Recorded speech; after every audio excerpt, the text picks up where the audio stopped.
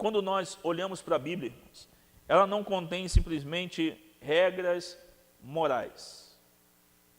A Bíblia não contém simplesmente o que é certo e o que é errado. Mas muitas vezes nós olhamos para a Bíblia sobre um livro de regras. Um livro que coloca simplesmente o que é certo e o que é errado. Claro que a Bíblia mostra o que está certo e o que está errado. Mas a Bíblia, ela contém uma história verdadeira da existência humana. A Bíblia contém, de forma real, a verdadeira história e o real motivo pelo qual os homens estão do jeito que estão. Então é nela que nós vamos encontrar tudo que dá sentido à vida. É na palavra do Senhor que nós vamos encontrar os desejos e a história do Criador com a sua humanidade. Como Ele criou todas as coisas, nós vemos isso em Gênesis, por que Ele criou essas coisas e para qual propósito Ele criou isso. Por que Deus fez o mundo? Por que Deus fez o planeta? Por que Deus fez você? De onde viemos? Por que existimos? E para onde vamos? Não é esse o questionamento da humanidade? Por que eu estou aqui? Você já se perguntou isso? Por que você está aqui? Por que você nasceu em Petrópolis? Por que você nasceu na família que você nasceu? Por que você existe? Por que Deus te chamou? Por que Deus te salvou? Por que Deus fez a humanidade? Por que Deus fez toda a sua criação, todo o seu planeta, tudo que nós vemos e o que nós não vemos? Qual o propósito disso tudo? Se nós não formos na Bíblia, nós não teremos essas perguntas respondidas. O mundo inteiro não quer saber essa resposta, com certeza, todos querem saber a resposta para tudo isso. Mas a Bíblia conta a verdadeira história da existência. Nós temos um livro que conta a verdadeira história da existência. Ela conta a história de Deus, ela conta a nossa história, e ela conta o estado da nossa história hoje, e ela também conta como será a história de todos os seres humanos. E a gente precisa realmente guardar isso no coração, e nós precisamos entender isso bem, sobre essa grande história. Você precisa gravar isso. O que é a Bíblia? O que é a Bíblia? É um livro que conta uma grande história. Que história? Uma história que tem começo e tem fim.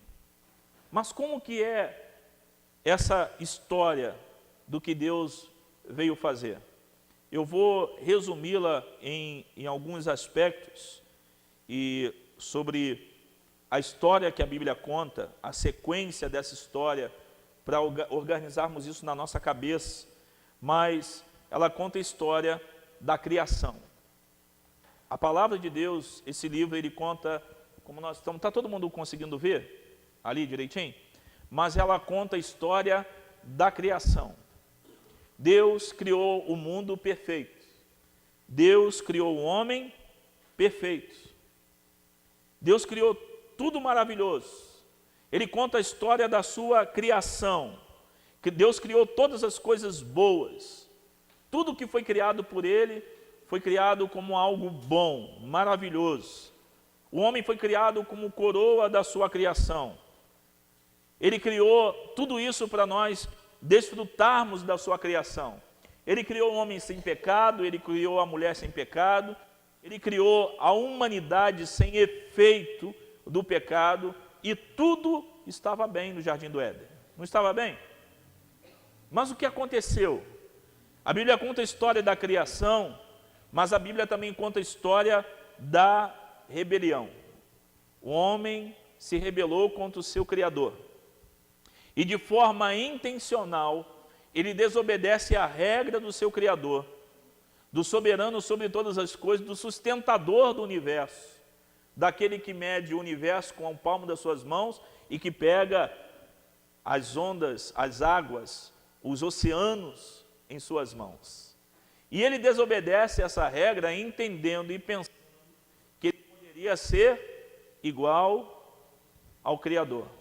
Então ele se torna um rebelde, ele se rebela contra Deus, e ele se torna um desobediente, e ele cai da graça do Senhor. Então, a Bíblia conta a história da rebelião e como ela começou. Um homem se rebelou, e a consequência dessa rebelião foi o pecado vindo à terra, foi o pecado vindo na humanidade, e um pecado que afeta toda a criação, meu irmão. A rebelião não afetou simplesmente o coração do homem, o casamento, não afetou simplesmente o problema, não trouxe problema somente na família, de um irmão matar outro irmão, mas ele traz um problema do homem com Deus, um homem com o seu Criador, do homem com o seu Pai. É o coração do homem se distanciando do seu Criador, porque teve o desejo de ser igual a Ele e se rebelou contra Ele. Eu gosto de pensar assim, quando a gente dá uma olhada para a casa daquele pai do filho pródigo. Se lembra como aquele menino voltou? Um dos irmãos ficaram em casa, não ficou em casa? Mas quando aquele rapaz volta para dentro de casa, volta para a proteção do lar, aquele rapaz que ficou em casa, ele ficou indignado. Ele fica na porta da casa e ele fica revoltado com quem? Não foi com o irmão, foi? Que gastou tudo?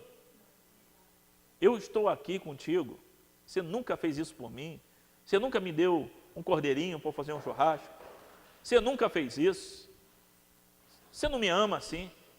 O problema dele é com quem? É com o irmão? É com o pai. Ele fica revoltado, porque o pai agiu com graça, né? Eu não vou compartilhar tudo, porque é o meu próximo sermão na igreja, então tem que guardar segredo de algumas coisas, para quando pregar não parecer que o pastor já pregou na igreja. Mas ele fica revoltado com o seu pai, porque o pai perdoou e recebeu o irmão de volta. Ele fica indignado, porque o pai resolveu perdoar.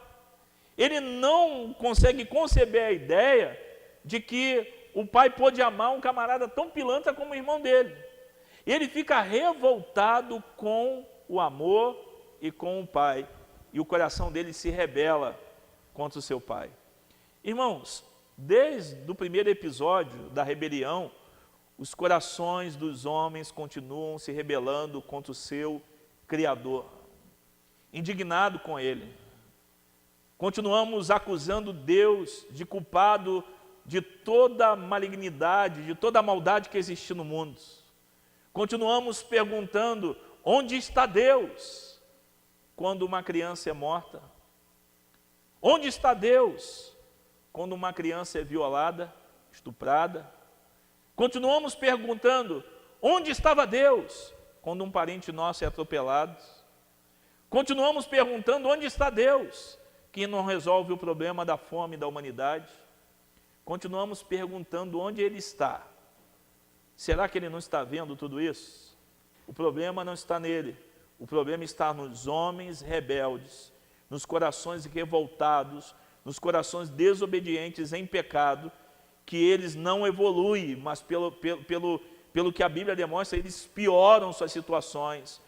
Seus corações continuam pior, eles continuam rebeldes contra Deus e continuam praticando maldades, maldades e maldades, e tentando colocar tudo isso na conta de Deus, porque de quem foi a culpa da queda? Segundo Adão, foi a mulher que Deus deu. Segundo Eva, foi a serpente. Quem é o culpado? Deus, que fez o homem e que deu uma mulher para o homem. E da serpente que estava ali no jardim que Deus criou. Então o problema do pecado, o problema de tudo ter acontecido, segundo o homem que se rebelou contra Deus, de quem é? De Deus. Porque se Deus não tivesse criado tudo, se Deus não tivesse criado a mulher, se Deus não tivesse criado a serpente, se Deus não tivesse criado o jardim, não teríamos problema. O problema é Ele. Será que o nosso coração não continua com esses pensamentos? Meu irmão, Ele é o Criador de todas as coisas e sustenta todas as coisas até hoje. Mas o problema da humanidade é que o homem se rebelou e caiu.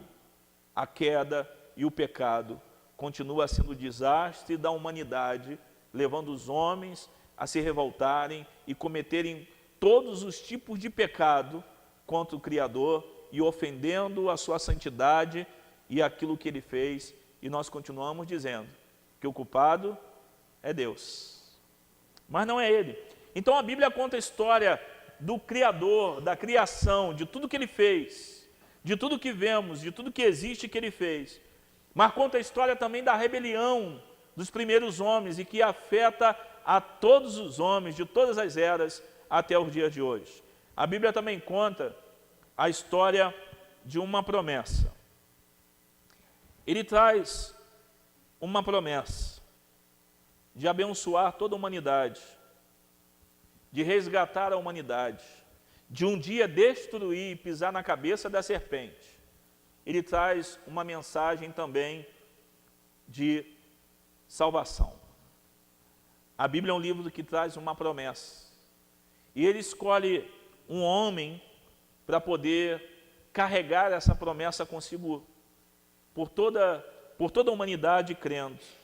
Então, a tarefa desse homem, de Abraão, é crer em Deus, andar com Deus, e que Deus, através da vida dele, ia formar um povo, uma nação, que ia carregar essa promessa em si, para que outros povos e outras nações conhecessem Deus através daquele povo, através daquela nação. Então, a Bíblia traz uma promessa de redenção, uma promessa de justificação, uma promessa que Deus um dia vai restaurar todas as coisas. Então ele escolhe um povo para, por meio dele, abençoar toda a humanidade. E ele diz isso para Abraão: por meio de ti, através de ti, abençoarei todas as famílias da terra. Tem uma promessa sobre a vida de Abraão. Abraão se torna Israel, uma nação que Deus forma no meio do Egito, dá uma terra para esse povo, dá leis para esse povo. E tudo que Deus faz no meio daquela nação foi para que o nome dele fosse glorificado entre todas as nações, para que o nome dele fosse conhecido entre todos os povos, para que todas as etnias e nações da terra fossem abençoados através da promessa que Deus tinha dado ao primeiro casal e estava inserindo aquilo no meio de uma nação, para que aquela nação anunciasse a glória de Deus sobre outras nações. E eles fazem o quê? Falham. Irmãos, uma das coisas que eu fico apaixonado pela Bíblia, né, é que Deus faz promessas e coloca coisas. Um exemplo disso é a mensagem da salvação sobre os ombros de pecadores. Deus não sabe que a gente vai falhar? Deus não sabe que nós somos pecadores? Tu já pensou nisso? Que Deus confiou a gente salvação da vida de outras pessoas, porque nós temos o dever de anunciar o Evangelho. Ele confiou uma mensagem que pode resgatar pessoas a uma nação. Mas o que eles fizeram? Eles são humanos, eles falham, não conseguem cumprir a sua tarefa de forma perfeita, e mesmo com a falha de Israel, Deus mantém a sua promessa de resgatar a humanidade do pecado, que traz a morte e morte eterna. Então, por isso, de Israel, Deus ele levanta o Redentor da humanidade. Deus escolhe Israel não simplesmente para ficar proclamando e para que as nações olhassem para eles e, através deles, conhecesse o Deus de Israel, o Criador de todas as coisas. Porque a tarefa do povo era contar a história de Deus. A tarefa de Abraão era contar para os seus filhos, contar para os seus netos, e aí acontecendo de todos contarem a história de Deus, de que os homens foram criados que tudo que vemos foi criado por Deus, de que o Criador criou o primeiro homem, a primeira mulher, que deles vieram toda a humanidade, que a primeira civilização, Deus mandou um dilúvio, acabou com todos, salvando simplesmente a família de Noé, de que acabou o dilúvio, eles desceram, e Deus continuou estabelecendo o seu pacto com aquela família, e depois deles vem Abraão, houve o chamado, e ele tinha que contar a história de Deus, para que todos conhecessem e passassem adiante a história da criação e a história do Criador. Então Deus forma uma nação, começa a usar os profetas, começa a usar as pessoas, e declarando uma coisa maravilhosa. Isaías é um que declara isso de forma muito aberta, e a gente conhece, sabe que Isaías fala demais, é um dos que mais falou sobre esse Redentor e um resgatador. Então Israel tem que levar uma mensagem, porque deles vem o Redentor, resgatador, o Salvador, o Messias, que é Jesus Cristo. A mensagem que eles trazem, que eles carregam em si, entre os salmos, os profetas, os sacrifícios, o que Deus estabelece, o tabernáculo, tudo aponta para um Redentor, resgatador, Salvador e Messias. Tudo na Bíblia está apontando para uma pessoa, está apontando para Jesus Cristo. O tabernáculo aponta para Jesus, os sacrifícios apontam para Jesus. Tudo o que acontece no templo, tudo que Deus estabelece é apontando para Cristo. Uma coisa que Deus fez no deserto, quando o povo foi rebelde, murmuraram e foram mordidos, picados por serpentes no deserto. Deus manda Moisés levantar uma serpente no meio do deserto, e todo mundo que olhasse para aquela serpente não morreria. Porque o Filho do Homem foi levantado no Calvário para que todo aquele que olhe para ele seja salvo. A rocha representa Cristo. Os sacrifícios apontam para Cristo. A Bíblia converge toda a sua história mostrando para a gente de que o Redentor, de que o resgatador, o Salvador, o Messias, prometido no jardim do Éden, que esmagaria a cabeça da serpente, essa história tem que ser contada. Israel carrega essa promessa, carrega essa mensagem para que outras nações conhecessem também esse Redentor, esse resgatador. Então a Bíblia ela conta a história da criação, da rebelião e também de uma promessa maravilhosa para toda a humanidade. Ela conta a história da redenção, irmãos. Da redenção. Essa história da redenção que está sobre nossas vidas, ele mostra a realidade de que todos os homens que aceitarem a Cristo, entregarem suas vidas a Cristo, serão redimidos pelos seus pecados, dos seus pecados.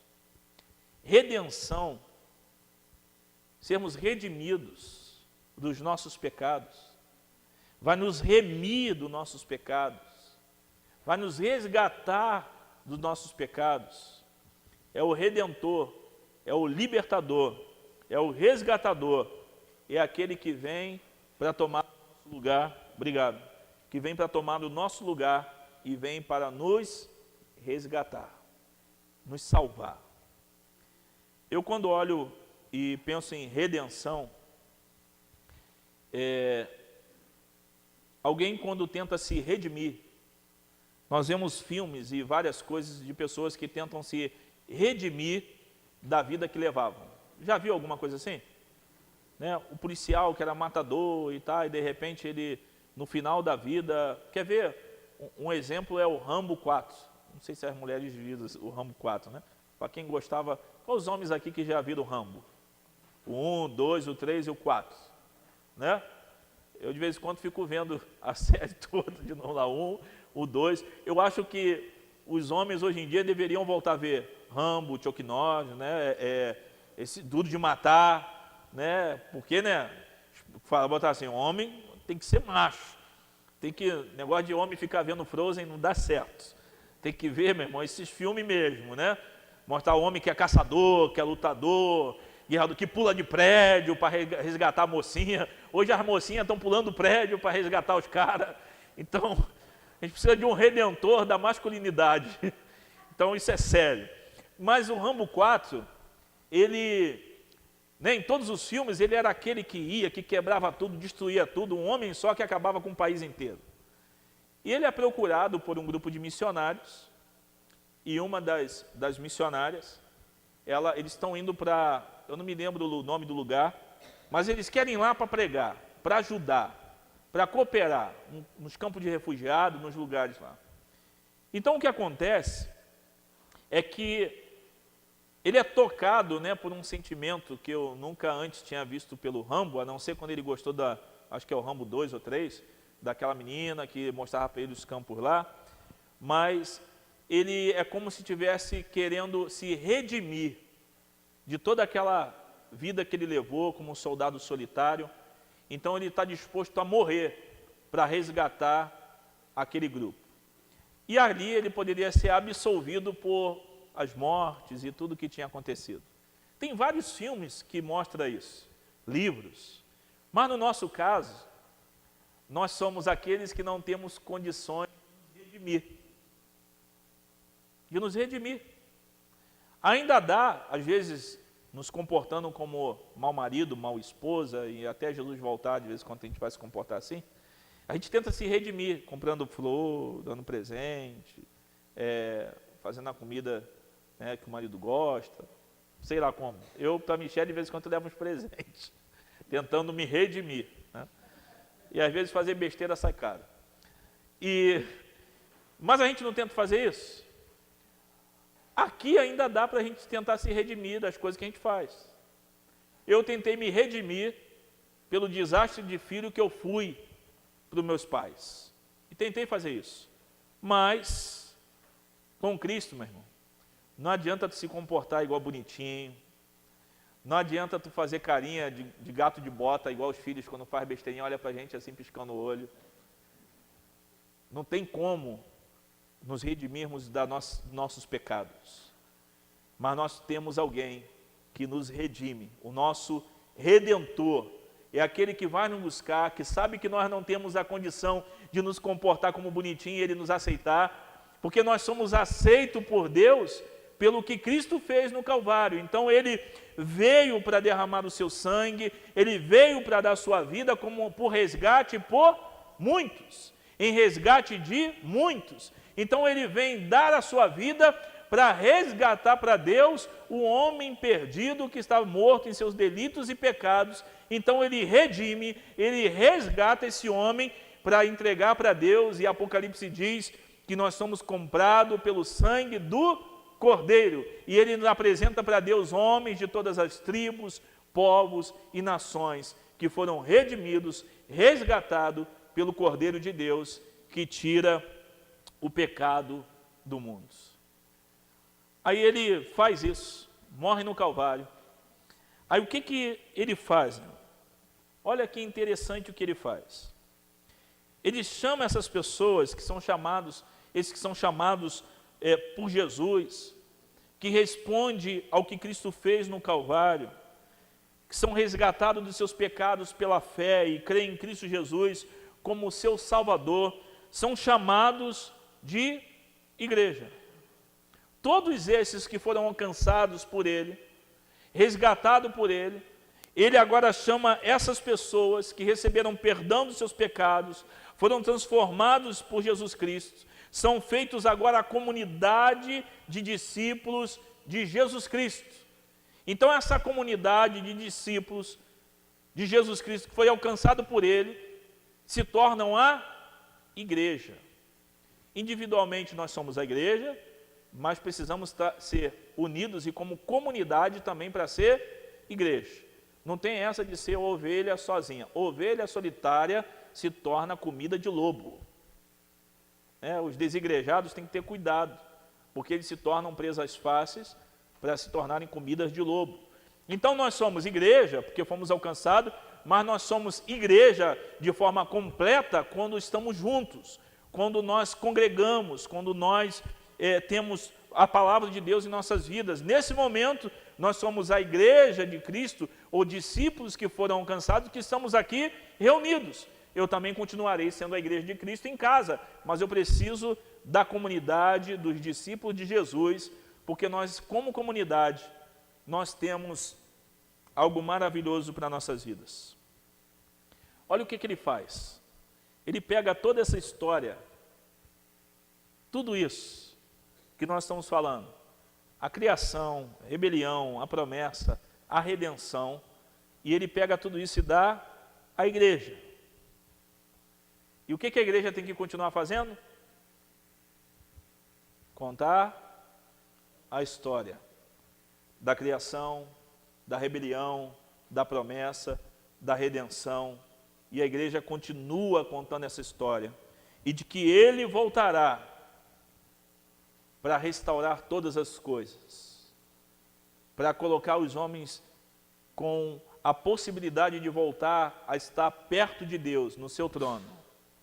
E ele é o único que pode restaurar todas as coisas, que pode redimir todas as coisas, a criação e os seres humanos, para que possamos realmente estar em Cristo e com Cristo naquele grande dia, redimidos e como novas criaturas, nova criação, uma nova Jerusalém, uma nova terra, um novo céu, novas pessoas morando com o nosso Criador, e isso nós temos como em nossas vidas, e é o resumo da grande e verdadeira história é essa, de que o Criador, ele continua o seu processo de resgate do ser humano para voltar para o seu verdadeiro lugar, que é a presença de Deus, e que o homem só pode alcançar isso com Cristo Jesus. Então, irmãos, quando nós nos aproximamos dele, já que sabemos que ele vai fazer tudo isso, que ele vai fazer novos céus, nova terra, nós teremos essa morada, nós devemos viver em santificação, em santidade diante do Senhor, para aproveitarmos e termos toda essa restauração que a regeneração faz em nós, e nós podemos anunciar essa verdade para todos eles. Agora, onde eu me encontro nessa história? Onde você se encontra nessa história? Qual é a sua parte na história? Já que você não é fruto do acaso, você foi planejado por Deus, antes de você existir, antes de você chegar ao ventre da sua mãe, antes de ser pensado, planejado, ou acidente, né? Que tem filho que nasce por acidente, já viu? Às vezes quando algum jovem, ou alguém vira e fala assim, pastor, engravidei, foi por acidente. Aí eu fico imaginando que estava descendo a Serra de Petrópolis, o rapaz estava subindo e pá, aí ficou grávido. Foi acidente. Gravidez não é por acidente não, irmãos. Não é mesmo. Então, de repente, tu foi um acidente de baile funk, um acidente de seresta, um acidente de carnaval, seja lá como foi. Só que para Deus, nenhum ser humano nessa terra é um acidente. Porque antes dele ser formado no ventre materno, antes de qualquer coisa, Deus já conhecia cada um de nós pelo nome e já tinha um propósito para todos nós. Agora, qual é a minha parte nisso tudo? Nós nascemos, nós somos reconciliados e nascemos para vivermos para a glória de Deus. E só as Escrituras, só a palavra de Deus irá revelar como isso é possível. Como nós pretendemos experimentar de toda essa verdade. Tem que ser algo diário em nossas vidas. Fomos chamados por Jesus Cristo para compartilhar essa verdade. Hoje mesmo, pessoas à nossa volta, no ônibus, nós vamos encontrar com gente amanhã que não conhece essa história, que estão justificando seus pecados por vários motivos, mas quando eles tiverem um encontro com essa história, eles podem ser alcançados pela graça de Deus e podem se tornar nova criatura na presença do Senhor. Nós temos uma história para contar, irmãos. A Bíblia não é um livro de histórias desconectadas. Ela conta a história do Criador dela. Ela conta uma história maravilhosa. Ela conta a história da criação, da rebelião, da promessa, da redenção, da igreja e da restauração de todas as coisas. Nós temos um livro que responde por que nascemos, por que estamos aqui, para onde vamos. Ela responde os questionamentos. Nós não somos um acidente. Esse mundo não é um acidente. E Deus tem uma história para contar. E está tudo aqui dentro. Quando você começar a ler a Bíblia, de Gênesis a Apocalipse, você vai ver tudo isso. É porque não conseguimos organizar. Mas quando você começar a ver o que Deus vai fazendo em Gênesis, em Êxodo, em Levítico, e quando Cristo começar a ficar latente na sua mente, você vai ver que Deus está apontando para o Redentor da humanidade, aquele que vai redimir todas as coisas. Eu amo esse livro. Ame a Bíblia. Ame a palavra do Senhor. E ela pode revelar todo o seu propósito de existência. Sabe por que nos perdemos como igreja? Porque nós esquecemos que não estamos aqui por acaso ou dando uma volta. Nós estamos aqui para proclamar a glória de Deus entre todos os povos, todos os ímpios, todas as pessoas. E enquanto eu ficar tentando achar uma resposta, porque que eu sinto dor no pé, eu nunca vou entender que existe uma história muito maior do que a dor do calo do meu pé.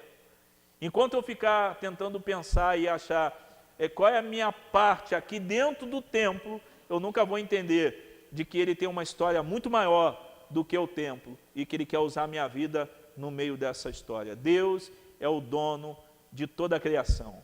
Ele é Deus da criação e também Deus da igreja. A igreja não tem a patente de Deus.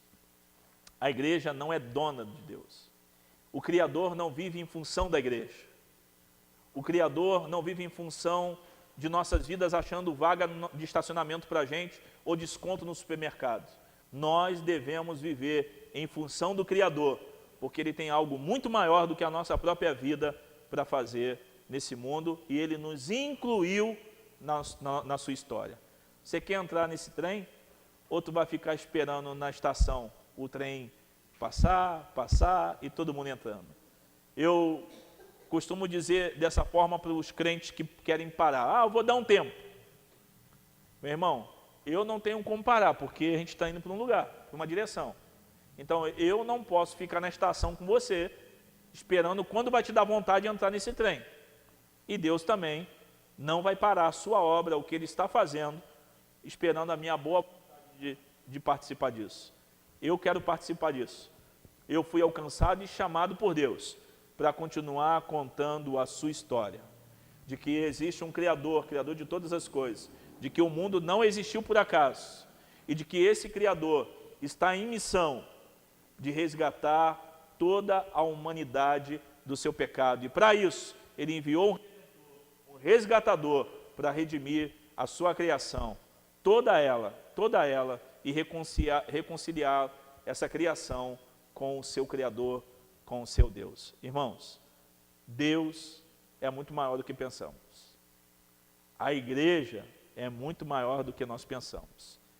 Você quer ser a igreja que participa disso? Ou você quer ser a igreja que só assiste e participa dos cultos? A história da criação e a igreja, ela existe para muito mais do que se reunir para dar 3 dias de culto na semana. Ela existe para glorificar a Deus em tudo o que faz, em todos os momentos, em todos os lugares. Deus tem que ser proclamado e glorificado e a sua história contada em todos os lugares. Seja de trabalho, de escola, onde Ele te enviar, essa história precisa continuar sendo contada. Amém? Essa é a primeira jornada, e é contando sobre o livro que nós vamos usar para poder falar de todos os outros assuntos.